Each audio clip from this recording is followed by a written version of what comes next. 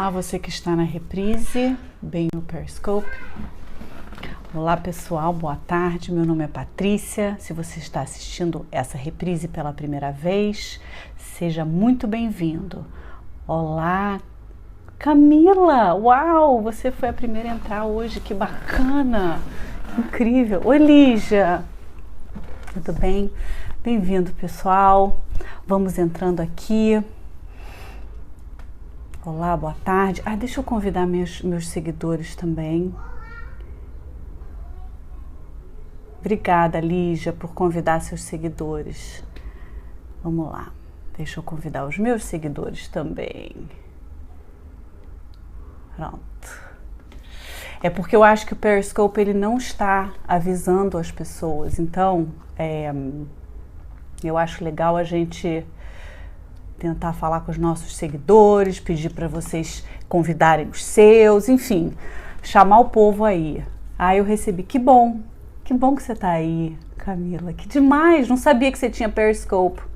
Então, pessoal, vamos esperar um pouquinho o pessoal chegar, ir chegando e sendo avisado, e eu vou me apresentar aqui para quem não me conhece. Meu nome é Patrícia Becassis, eu sou coach de autorrealização e poder pessoal. E eu ajudo mulheres que são mães a se permitirem se colocar em primeiro lugar para que elas tenham uma vida com mais equilíbrio, presença e sonhos realizados. E eu faço transmissões todos os dias, para quem já me conhece já sabe, por volta de 17 horas. Eu hoje, que bom, eu hoje vim um pouquinho mais tarde, exatamente 1 hora mais tarde, porque a minha amiga Diana, que também fala sobre pais, filhos, família, estava fazendo um Periscope, fez o primeiro Periscope dela hoje. Vamos bloquear esse cara, que também não está me entendendo o que eu estou falando. E é isso, gente. E esse lance de se colocar em primeiro lugar não é só em relação a ser uma mãe, é em relação à sua vida inteira, né? Então, isso aí nasceu muito de uma coisa que eu identifiquei na minha vida, de que realmente eu não estava me priorizando. E isso estava tendo consequências não só para mim, mas para o resto dos meus relacionamentos, né? Então é isso, eu trabalho com mulheres que são mães, para darem a ela mais autoconhecimento e mais liberdade de escolhas. E hoje, esse título aí do meu Periscope, muito bacana, porque, né, eu ouvi... Oi, Marcos! Que bom ver você de novo aqui no Periscope. Então, esse tema eu peguei de um livro que eu estava lendo e eu achei muito bacana, né? Esse paradoxo. Eu não sei se vocês entenderam, se vocês se identificam com isso, né? Então, fala que, né, as crianças, os nossos filhos, eles trazem muita alegria pra gente, mas a gente não tem nenhuma diversão. E eu não sei se isso aí é uma coisa que vocês também concordam. Me falam o que vocês acham sobre esse título, se vocês concordam com isso, né? Esse paradoxo. E deem corações, por favor, se vocês estão gostando, por favor, tá? Queria ver os coraçõezinhos aqui na tela.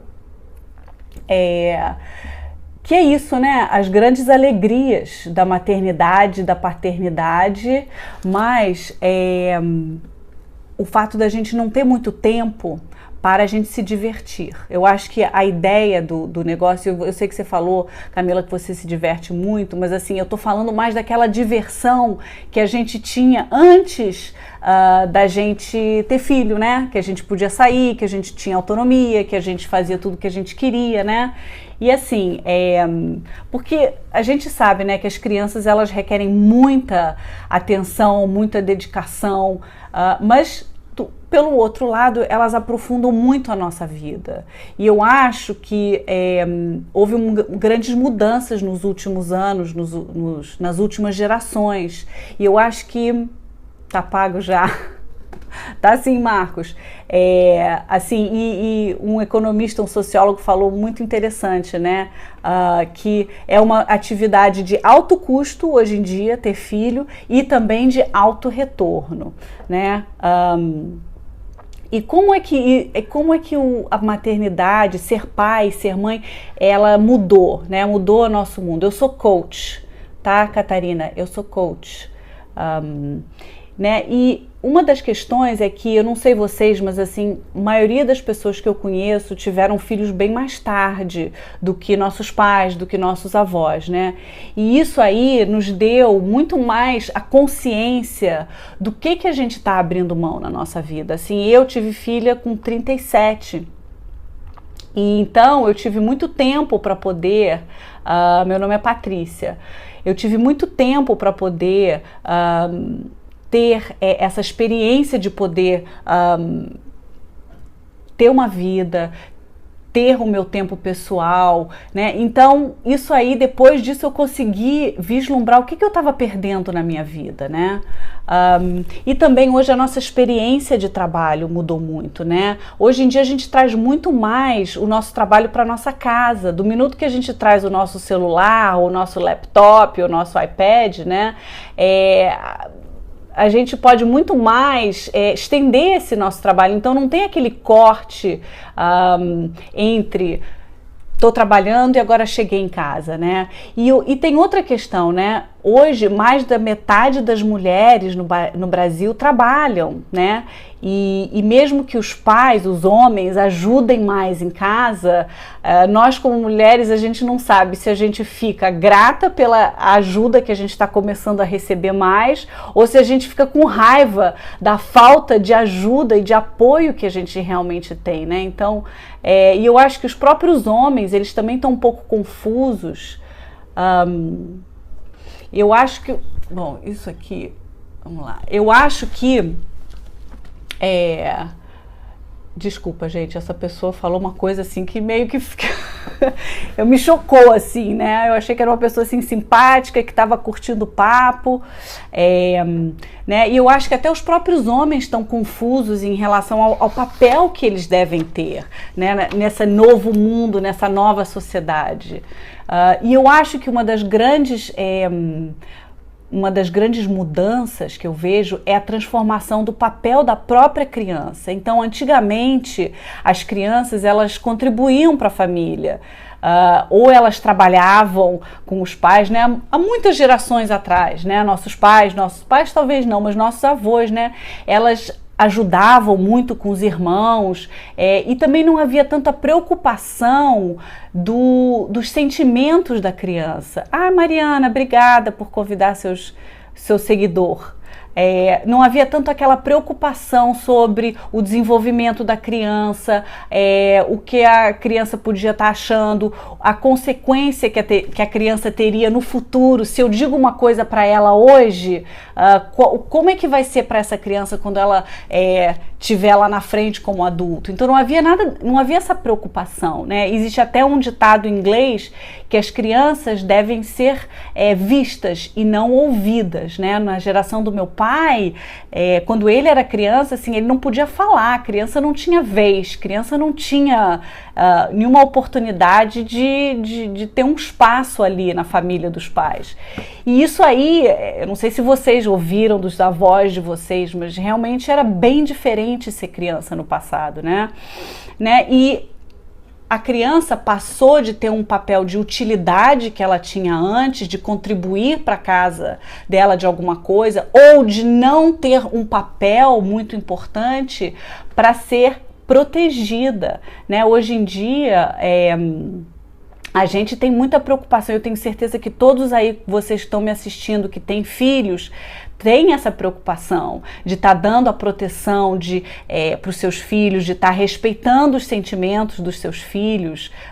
A Diana até falou no scope dela muito sobre isso, né? Sobre os nossos sentimentos e o que a gente está transmitindo para os nossos filhos. Isso aí é uma coisa nova, existe há muito pouco tempo. Então, é uma das razões pela qual mudou muito ser uma mãe, ser um pai hoje em dia, né? A gente está tendo que lidar com essa dimensão, né? Tem uma socióloga americana chamada Viviane Zelizer, que fala que a criança moderna é economicamente inútil, mas emocionalmente inestimável, que eu acho super importante, né? Então, assim, a gente investe um capital emocional e financeiro hoje em dia.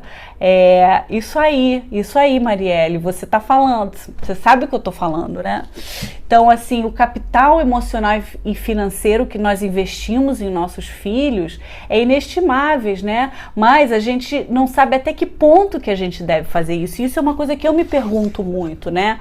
Assim, eu tenho sempre uma preocupação tão grande em tudo que eu falo para minha filha, se isso é apropriado, se não é apropriado, se eu posso dizer isso para ela, como é que isso vai afetar ela no futuro, né? E talvez a gente hoje em dia esteja um pouco preocupado demais nisso, né? Porque assim, o outro lado é que a gente tem que dar limites também, né? Então assim, eu acho que a gente está navegando num universo muito novo e muito sem uma direção concreta de qual é a dose certa, como é que a gente deve dar disciplina para os nossos filhos, até que ponto, né? O que é o certo?